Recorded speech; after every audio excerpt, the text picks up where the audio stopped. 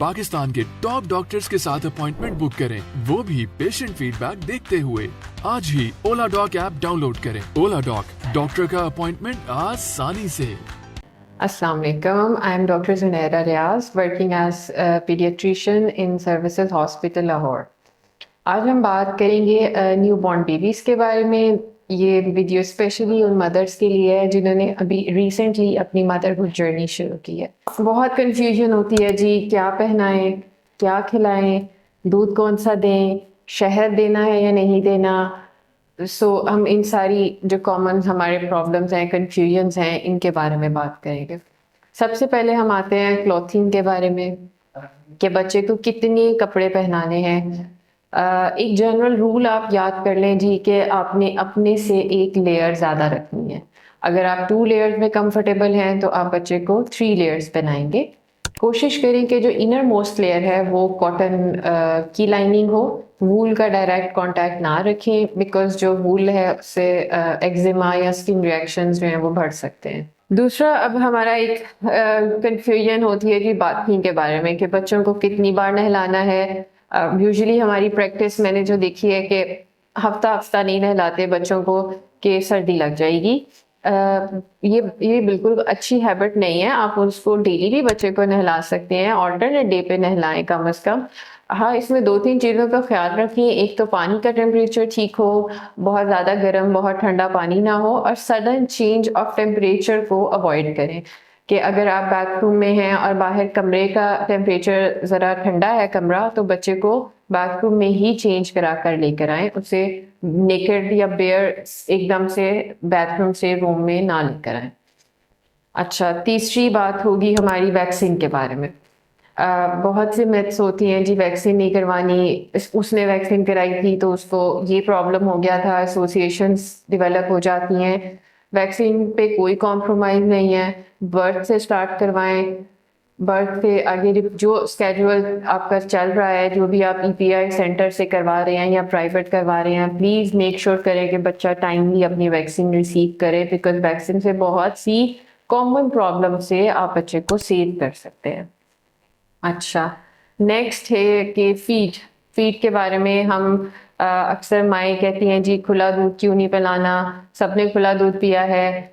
देखिए, इस पे तो कोई कॉम्प्रोमाइज़ ही नहीं है। जो हमारा ह्यूमन बेबी है उसकी गट बहुत इमेच्योर होती है, अभी वो इस काबिल नहीं होती कि वो काऊ मिल्क को डाइजेस्ट कर सके। काऊ मिल्क में जो है वो प्रोटीन बच्चे के लिए डाइजेस्ट करना मुश्किल होती है, सोडियम कंटेंट ज़्यादा होता है, आयरन एब्जॉर्बेबल फॉर्म में नहीं होता।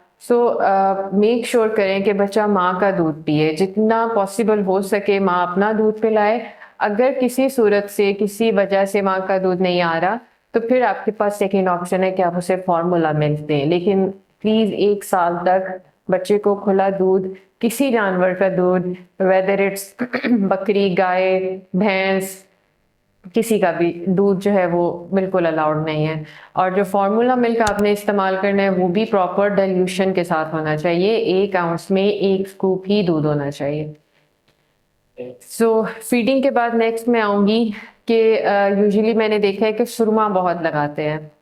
सुरमा जो है वो उसमें एक धात पाई जाती है जिसे लेड कहते हैं, and that can cause lead poisoning अगर आप लंबे अरसे के लिए इस्तेमाल करेंगे। सुरमे को अवॉइड करें, पाउडर को अवॉइड करें, एनीथिंग जिसमें फ्रेगरेंस है उसको अवॉइड करें। बच्चे को खुशबू से, तेज़ खुशबू से ब्रीदिंग प्रॉब्लम्स हो सकते हैं, कफिंग ज़्यादा हो सकती है। इवन जो आप सोप यूज़ कर रहे हैं, जो लोशंस यूज़ कर रहे हैं, वो भी मेक श्योर करें कि फ्रेगरेंस फ्री हो।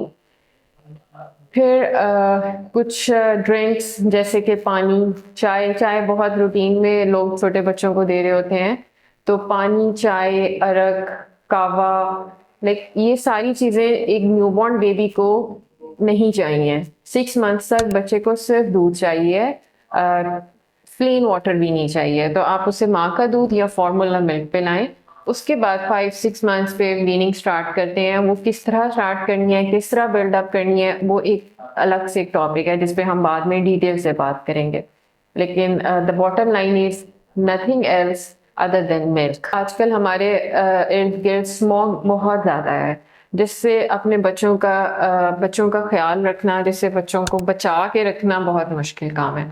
उसके लिए सबसे पहली प्रिवेंटिव थेरेपी तो यही है कि आप कम से कम बच्चे को बाहर लेकर जाएं, मिनिमल आउटडोर एक्सपोजर। सेकेंडली, घर में अगर किसी को भी कोई वायरल इन्फेक्शन चल रही है, किसी का गला खराब है, फ्लू है, पहले तो कोशिश करें कि वो बच्चे को ना ही पकड़े।